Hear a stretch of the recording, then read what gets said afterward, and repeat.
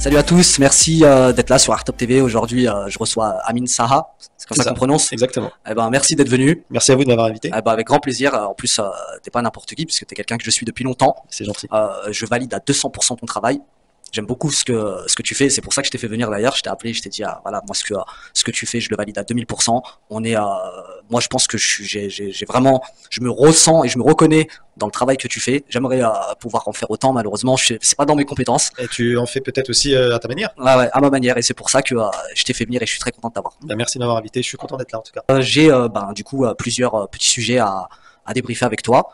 Déjà, on va commencer par le commencement. Comment t'es venu l'idée de faire ces vidéos? L'idée m'est venue en fait, c'est tout simple, c'est que je me suis rendu compte, je suis très réseaux sociaux, je dévore les réseaux sociaux et je me suis rendu compte que les gens en fait avaient un peu de mal à maîtriser ce qu'ils entendaient, l'environnement médiatique, politique qui les entourait. Et du coup, je me suis prêté au jeu en me disant tiens, je vais faire une vidéo pour essayer de décrypter un sujet. Les gens me disent bah tiens, je trouve l'angle que tu as pris là, il est intéressant. Moi, je l'avais pas vu ça comme ça. Bon, certains sont pas d'accord aussi, ça arrive, mais ça fait partie du jeu. Donc du coup, c'est un peu comme ça que les choses sont arrivées. Et j'ai pour l'instant, en tout cas, j'ai l'intention de continuer parce que je crois, en tout cas, que c'est utile. Je pense que tu amènes ta pierre à l'édifice, comme on dit. C'est gentil. Ouais. Donc c'est bien si tu as commencé comme ça, en te disant aussi que parce que je pense que avant d'être intervenant à la télévision, t'as été dans la politique aussi, c'est ça? J'y suis toujours. Moi, je suis quelqu'un d'engagé localement, politiquement. J'ai eu des mandats locaux. J'ai exercé des mandats. Donc la politique, c'est quelque chose qui me passionne, qui m'a toujours passionné.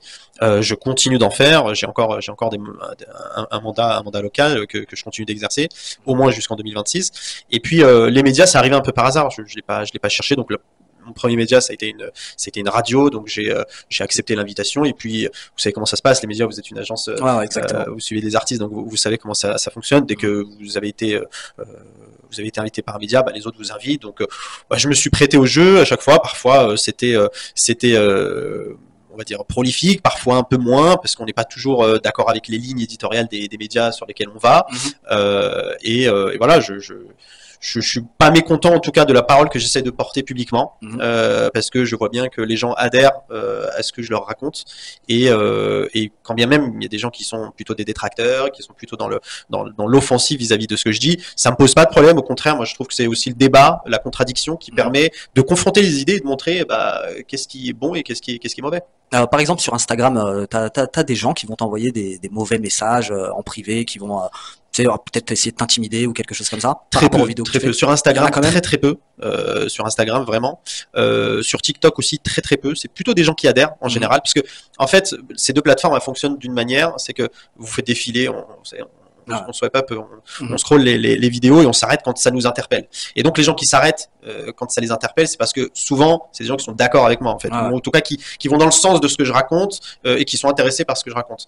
Quand on regarde tes vidéos, on voit que tu le fais de manière à donner une opinion. T'es pas violent non plus. Tu donnes une opinion. Il y a des choses qui t'ont interpellé et tu vas dedans. Tu expliques les choses à ta manière, à une partie précise que toi t'as jugé utile d'en parler en tout cas. Et moi je trouve ça très intéressant. Moi je me refuse à la violence, à l'injure. Parfois je peux être sarcastique, je peux faire parfois même un peu d'humour pour montrer à quel point des choses sont complètement idiotes, mais jamais ce sera blessant, moqueur, violent, injurieux, etc. C'est pas mon registre, c'est pas le registre que j'ai choisi. Certains le font bien ou moins bien, c'est leur problème. Moi, j'ai choisi d'être plutôt dans l'analyse, dans le décryptage et surtout dans la confrontation. Il m'est arrivé d'avoir des échanges sur Twitter avec des gens qui m'insultaient. Ah mais ça, il y a beaucoup, je vais bien te croire. Ils m'insultaient et je leur disais mais essayons de discuter. Et puis après, vous m'injurez si on n'est pas d'accord. Mais essayons au moins d'avoir un petit échange avant d'arriver à l'injure. Parler justement de tourner des choses de manière dérisoire sur certains sujets drôles. Tiens, j'en ai un. On va peut-être commencer par lui, Chalgoumi. Lui, j'ai rien contre le personnage. Le personnage est pas mauvais. Je pense même qu'il doit être sympa dans la vie. C'est peut-être l'image qu'il véhicule. C'est au-delà de l'image en fait. C'est-à-dire qu'il a pris une responsabilité, porter la parole de toute une communauté qui pèse aujourd'hui. Tu penses que c'est lui qui l'a pris ou personne ne peut l'obliger. Personne ne peut nous obliger à faire quelque chose qu'on n'a pas envie de faire. Et quand on sait, parce que bon, Monsieur Chalgoumi doit savoir quand même qu'il n'est pas le plus apte, le plus à même de porter la voix, quand bien même il pourrait véhiculer un beau message, etc. Il y a aussi la manière dont on le véhicule, comment on le porte. Et je crois que sa responsabilité, c'est pas le contenu de ce qu'il dit, mais c'est surtout la manière dont il dit. Et je crois que ça jette quelque part ça donne une image de la communauté qu'il veut représenter, qui est pas bonne. Moi, je me dis une chose quand même par rapport à Chalgoumi. Moi qui suis attaché de presse, c'est une vraie question que je me pose. J'ai pas le sentiment que ça soit Chalgoumi qui soit parti de lui-même vers les médias. Je pense qu'on l'a appelé. Je saurais pas dire. Moi, je connais pas le monsieur personnellement. Mais oui. Je l'ai jamais croisé ni sur un plateau de télé ni dans une radio. C'était ou c'est toujours, je sais plus, l'imam de la mosquée de Drancy. Donc, je vois pas comment une émission télé serait partie le chercher lui précisément à Drancy. Je saurais pas vous dire. Là, je saurais pas vous répondre. En tout cas, ce dont je suis sûr, c'est que compte tenu de la situation dans laquelle il est, et ça, par contre, c'est vraiment condamnable. C'est-à-dire qu'on ne doit pas menacer ou en tout cas s'en prendre violemment ou agresser même verbalement un homme pour ses convictions ou pour le discours qu'il porte. Et donc, pour ces raisons, je crois qu'il est aussi en difficulté. Il peut pas exercer son métier d'imam. Donc, je suis même pas sûr qu'il continue d'exercer à la mosquée de Drancy. Je pense quand même que la question doit être posée. Comment Chalgoumi s'est retrouvé sur un plateau télé? Ça, c'est une vraie question que je me pose.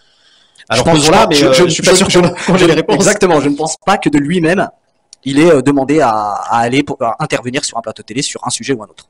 Alors moi j'ai une conviction, alors elle est pas basée sur de faits réels, c'est ma conviction, je l'assume, c'est que je crois qu'il est un outil. Il est un outil au service d'une propagande. Cette propagande, c'est de dire les musulmans c'est ça. Les musulmans, ça ne sait pas parler. Les musulmans, ça aligne pas deux mots dans un français convenable. Donc, vaut mieux pas leur donner la parole, parce que regardez quand on leur donne la parole, ce qu'ils disent.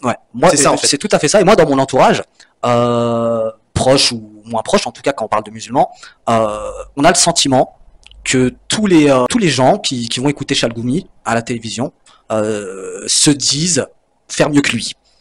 Alors, quand on a le sentiment, en tant que monsieur et madame tout le monde, étant non habitué au plateau télé, on sait quelle pression il peut y avoir.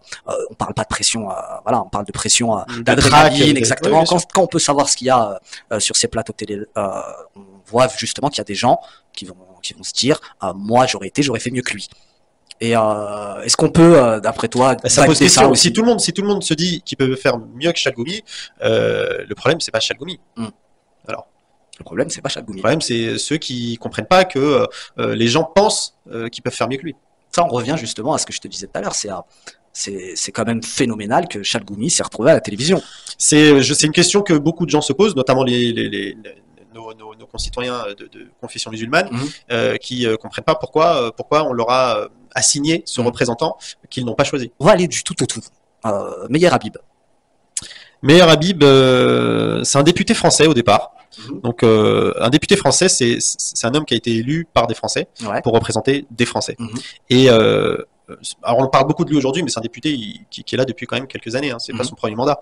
Et ce monsieur, il faisait tout petit, parce que moi, qui suis pas trop la politique, je le connaissais pas. Vous savez, quand vous êtes député, vous pouvez choisir d'être très actif, de beaucoup travailler, mais aussi vous pouvez faire le choix d'être un député un peu caché, qui se contente de prendre ses indemnités et de faire le minimum. C'est possible. La politique, c'est comme ça. Il y a 577 députés, vous connaissez pas les 577. On en connaît, allez, une centaine maximum qui sont très visibles dans les médias, etc.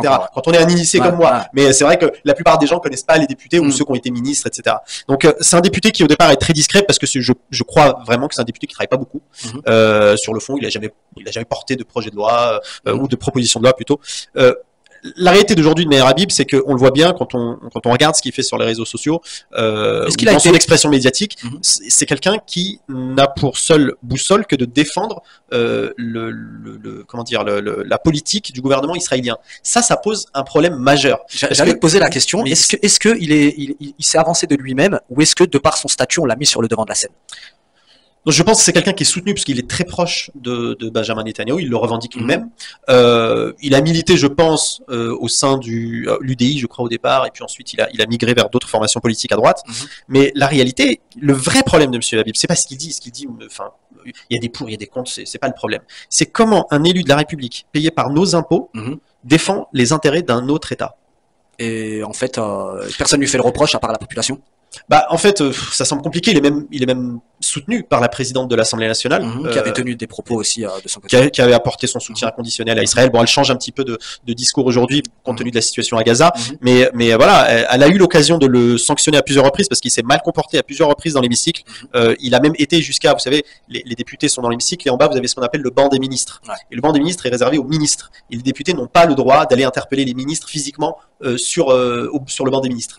Et il s'est permis de faire ça. Donc ce monsieur, on le voit bien, il dépasse en fait tout ce qu'on peut imaginer. En fait, il s'affranchit de toutes les règles de nos institutions et ça pose une véritable question. Je pense qu'en ce moment, il y a pas mal de gens qui ont ouvert les yeux sur lui, mais sur beaucoup d'autres d'ailleurs. On a vu il y a pas longtemps un avion dans une vidéo qui a jeté des palettes sous parachute au-dessus de Gaza. Oui. T'as fait une vidéo là-dessus? J'ai fait une vidéo là-dessus parce que ça m'a marqué. On est dans une espèce d'hypocrisie. En France, mais pas uniquement, notamment les États-Unis. Les États-Unis aussi larguent des vivres par avion, mais dans le même temps, ils continuent de fournir des armes à Israël. Donc ça pose quand même question du point de vue de l'éthique, de la morale, même de la logique diplomatique. Je ne comprends pas. Je crois que c'est une façon, et là je reviens surtout sur l'exemple français et la vidéo que j'ai faite, c'est que nous en France ici, on est dans l'incapacité d'agir. La France n'a plus une voix qui porte à l'international, n'a plus une voix suffisamment importante pour s'imposer à l'international. Et donc, comme elle est dans l'incapacité d'empêcher Monsieur Netanyahou de commettre le malheur, le désastre, le carnage qu'il est en train de perpétrer sur Gaza, et ben une façon de se racheter une conscience, une bonne conscience, c'est de larguer des vivres. Sauf que il faut dire aux gens ce que c'est. Larguer des vivres par avion, ça coûte extrêmement cher pour quelque chose. Vous savez, dans un avion, on met l'équivalent d'un camion ou 2 camions, je crois, maximum. Vous avez près de 2 millions de gens qui sont en train de crever de faim. Donc, et à chaque fois que vous balancez l'équivalent d'un camion, d'abord vous avez des fois des palettes qui tombent dans l'eau, donc elles sont inutilisables, elles sont même irrécupérables. Parfois même quand on jette des denrées alimentaires par avion, vous avez des soldats pris de panique qui se mettent à tirer sur les foules affamées. Donc ça pose un problème également. Donc je crois que la France devrait surtout peser de tout son poids, mais pas uniquement la France, l'Europe également. Il ne faut pas compter sur les États-Unis. Les États-Unis sont en soutien d'Israël depuis toujours et ça ne changera pas, même si parfois dans les discours on voit bien qu'ils évoluent. Récemment, c'est récent. Joe Biden a un peu évolué, mais la réalité, quand les démocrates sont au pouvoir, le discours est un peu plus polissé. Mais la réalité, c'est que les États-Unis seront toujours du côté d'Israël. Et donc, ils permettront toujours le pire de ce côté-là. Donc, je crois que la France et l'Europe, parce que l'Europe n'est pas sur la même ligne, l'Europe doit peser de tout son poids pour d'abord exiger un cessez-le-feu. Il faut libérer les otages, ça c'est essentiel. Oui. Il faut que les gens puissent retrouver leur famille.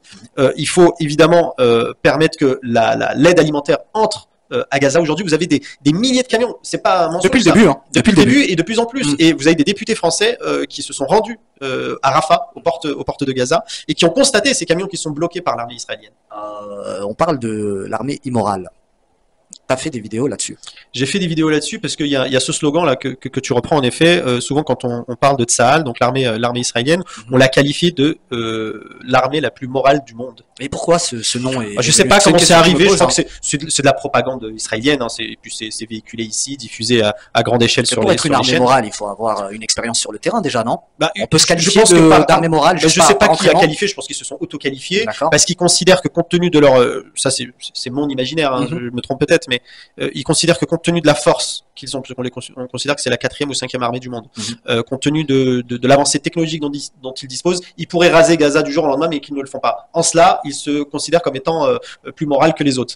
Moi, j'ai voulu parler d'armée immorale en opposition à ce slogan parce que les images qui nous viennent aujourd'hui de Gaza, notamment du comportement de certains soldats, sont accablantes pour l'armée morale. Pour l'armée morale. On a des soldats qui, après avoir tout détruit, semé le chaos, s'amusent avec des vélos d'enfants sur les décombres.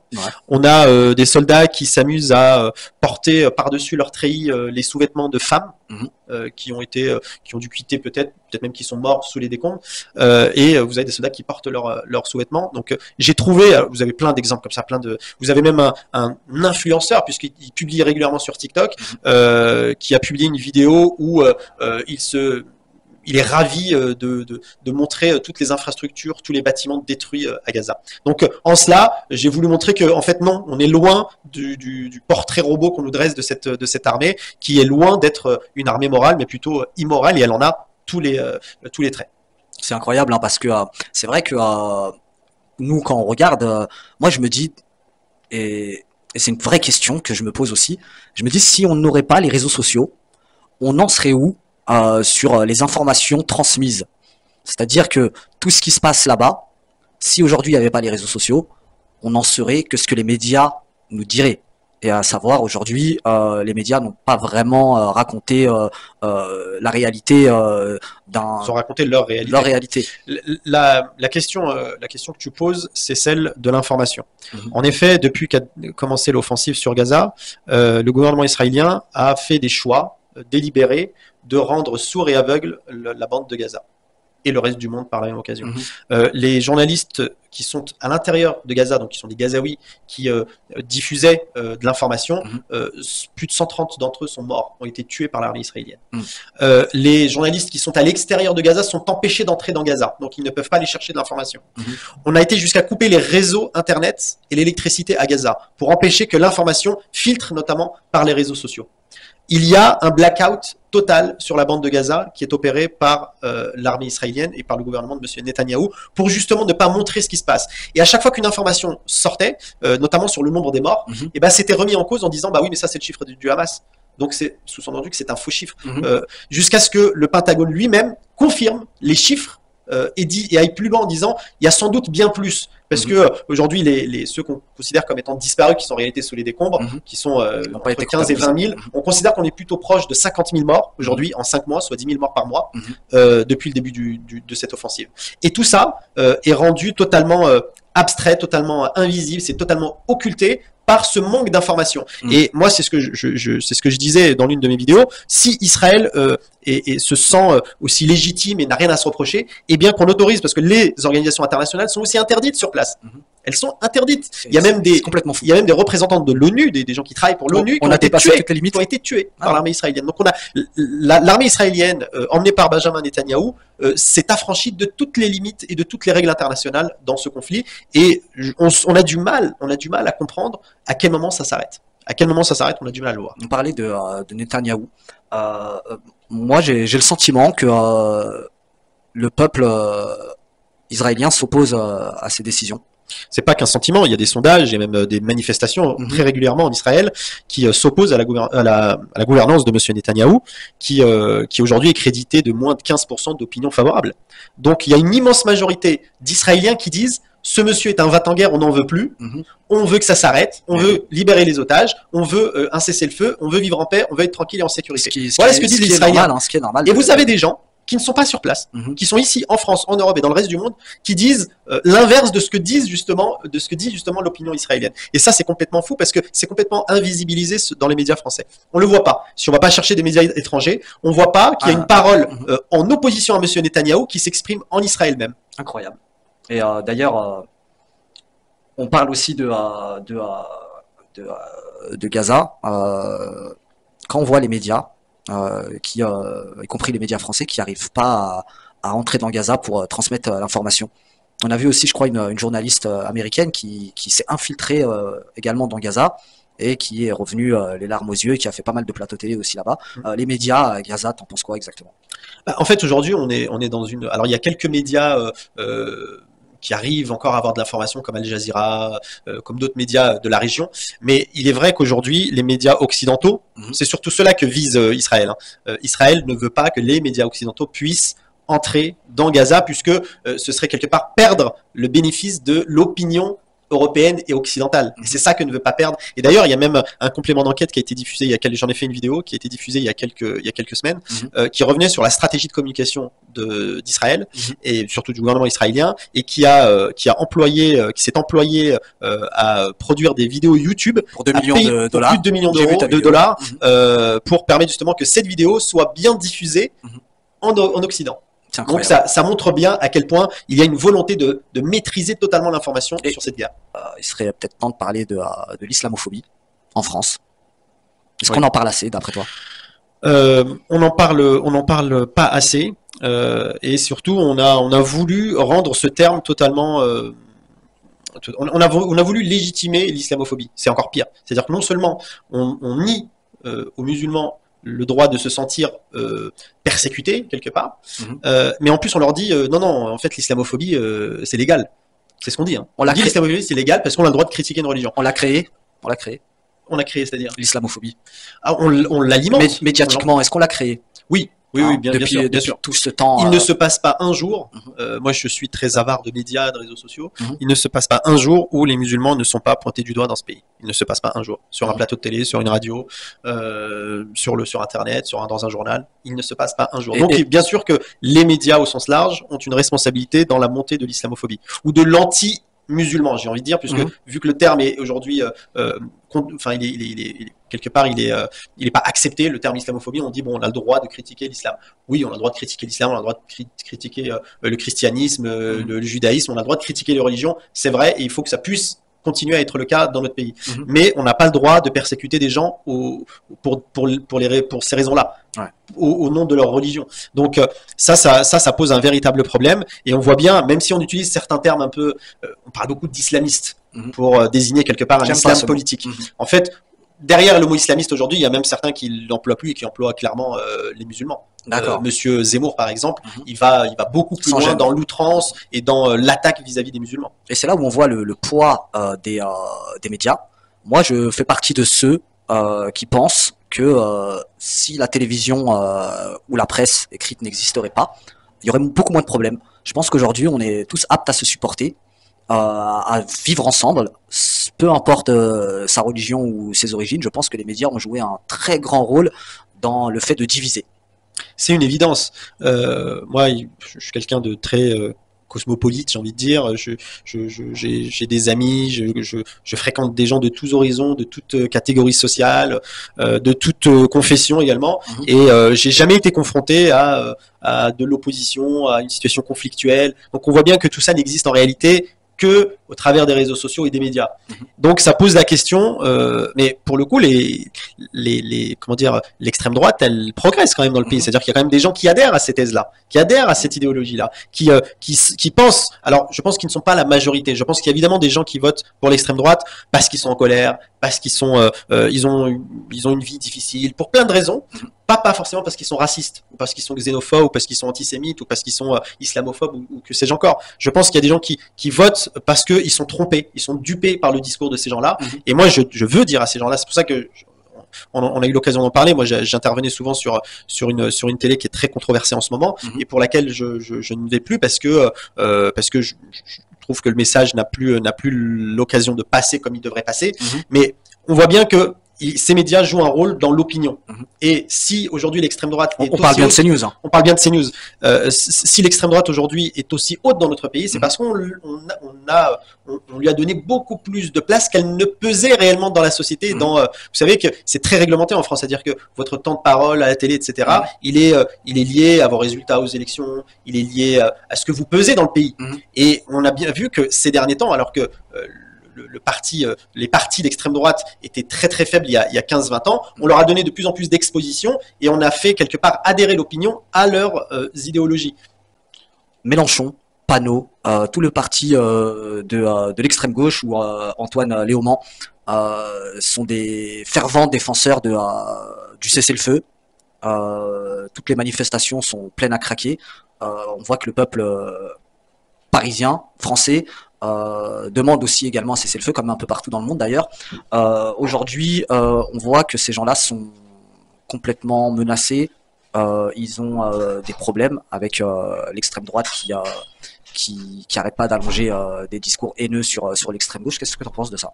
D'abord, aujourd'hui, ces gens-là, ils représentent davantage la gauche que l'extrême gauche. Et ça a été même, il y a eu une décision là-dessus du Conseil d'État. Je pense qu'ils ont fait preuve de courage. Dans un moment qui n'était pas facile. Aujourd'hui, la situation leur donne raison. On les a empêchés. On les a traités d'antisémites. On les a traités d'antisémites. Alors ça, moi aussi, j'ai été traité d'antisémite. À chaque fois qu'on défend la cause palestinienne, on est traité d'antisémite. Ils ont fait preuve de courage. Ils ont défendu l'idée d'un cessez-le-feu immédiat parce que très vite, ils ont compris ce qui allait se passer. Ils ont très vite compris ce qui allait se passer. Et là où d'autres ont plutôt apporté leur soutien inconditionnel à Israël, se souvient de M. Macron qui était parti à la rencontre de M. Netanyahou, qui l'appelait Bibi à la tribune. Enfin, je ne sais pas si vous vous souvenez de ça. On se souvient de la présidente de l'Assemblée, accompagnée de M. Habib, qui était parti en visite au front pour aller saluer et apporter son soutien inconditionnel à l'armée israélienne. Donc tout ça, est quand même assez révélateur de la situation. Et donc aujourd'hui, que ce soit M. Mélenchon, Mme Panot, M. Léaumont et d'autres, ont fait preuve de courage, mais pas parce que c'était la cause palestinienne, mais tout simplement parce que c'est une cause humaine en fait. C'est de l'humanisme, que de vouloir que les gens ne meurent pas, que de vouloir la paix, que de vouloir trouver. Et d'ailleurs sur le conflit russo-ukrainien, ils sont sur la même ligne. Ils appellent à ce que il y ait des discussions, un dialogue, que la diplomatie s'impose. Après 2 ans de guerre dans le Donbass, en Ukraine, on ne voit pas la porte de sortie de ce conflit. Et donc, à un moment donné, si on ne discute pas avec ses ennemis, on discute avec qui? Mais oui. Et donc, c'est ça, c'est ce que aujourd'hui porte la France insoumise, et je crois que c'est tout à leur honneur que de porter cette vision-là de la société. Eh ben, écoute, affaire à suivre, j'ai envie de te dire. On verra. En tout cas, merci Amine Saad. Merci à toi, et puis surtout, moi, je voudrais un dernier message à ceux qui nous écoutent et qui nous entendent. Allez voter le 9 juin. Allez voter le 9 juin. C'est maintenant que ça se décide. C'est pas en 2027, c'est pas en 2032. C'est le 9 juin prochain que ça se décide. Allez voter. Eh ben, vous avez entendu Amine Saad, à retrouver sur Instagram d'ailleurs. Instagram, sur TikTok. Sur TikTok, un peu partout. Hein. Je suis un peu partout. Bon, voilà, bon, bah, c'est bien. Il faut y être, surtout quand on a des super messages comme tu fais à véhiculer. Donc, bonne chance pour la suite. Moi, je continue à te suivre. Et puis vous, je vous dis à bientôt. Ciao. À bientôt.